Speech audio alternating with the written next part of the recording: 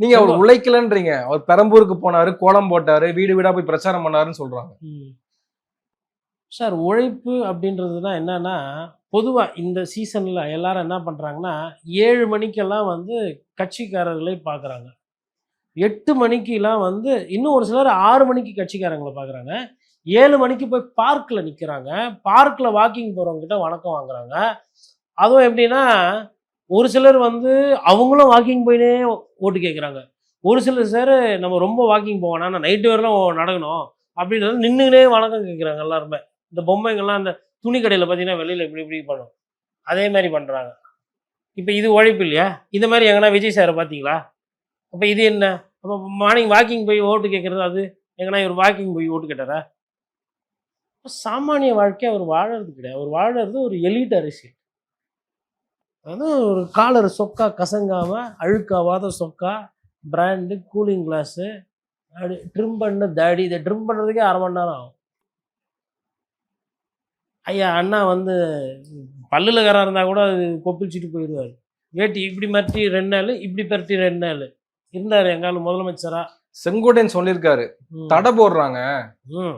நிறைய இடங்களுக்கு தடை போடுறாங்க. அவர் ஈஸியா பிரச்சாரம் பண்ண விடுறது இல்ல. பாதுகாப்பு குறைபாடுகள் இருக்கு. சார் அது உண்மைக்கு புறம்பான செய்தி. இன்னைக்கு இப்ப திருச்சி போறாரு. என்ன பாதுகாப்பு குறை இருந்தது?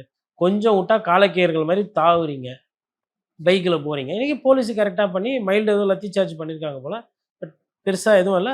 லத்தி சார்ஜ் பண்றதுமே என்ன கேட்டா தப்பு தான். அது மனிதாபிமான செயல் கிடையாது. மனித உரிமை மீறல் தான் அது. அப்போ விஜய் அவர்கள் சொல்லணும்.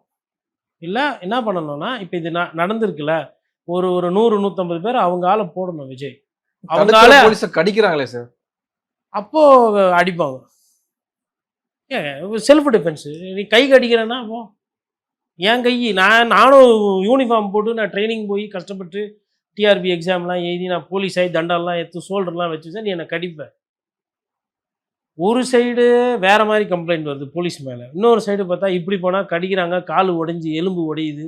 காவல்துறைக்கு என்ன பண்றது? கால கொடுமை இல்லை. இந்த சைடு பார்க்கறதா அந்த சைடு பார்க்கறதா? ஒரு சைடு போதையை போட்டு நேற்று டி நகர்ல போயிட்டு ஒரு ஆட்டோ ஓட்டுறவரை போட்டு அந்த அடி அடிச்சிருக்கிறாங்க மணிசாமி. இப்பதான் தீர்ப்பு வந்தது. டெய்லியா தீர்ப்பு கொடுப்பாங்க உங்களுக்கு கோர்ட்ல. போட்டு அந்த அடி மனசாட்சியே இல்லாமல் அடிச்சிருக்கிறாங்க. ஒரு பெண்மணியை போட்டு எட்டி வச்சிருக்கிறாங்க. ஆனால் வந்து நல்ல வேளை அங்கே ஒரு சில ஆண் மகன்கள், ஒரு சில ஆடவர்கள்லாம் போய் கேட்டு இது தப்பு அப்படி இப்படின்னு சொல்லியிருக்காங்க. அவங்கள பாராட்டணும் உண்மையில. எல்லாருமே வந்து ஒரு மாதிரி நமக்கு எதுக்குன்னு போகாமல் அங்கே போய் கேட்டிருக்கிறாங்க. ஒரு சைடு அப்படி ஆகுது, ஒரு சைடு இப்படி ஆகுது. இதில் எங்கே எதை எப்படி பேலன்ஸ் பண்ணுறது? அங்கே தான் லீடர்ஷிப் தேவை. அங்கே தான் Vijay should give some solution.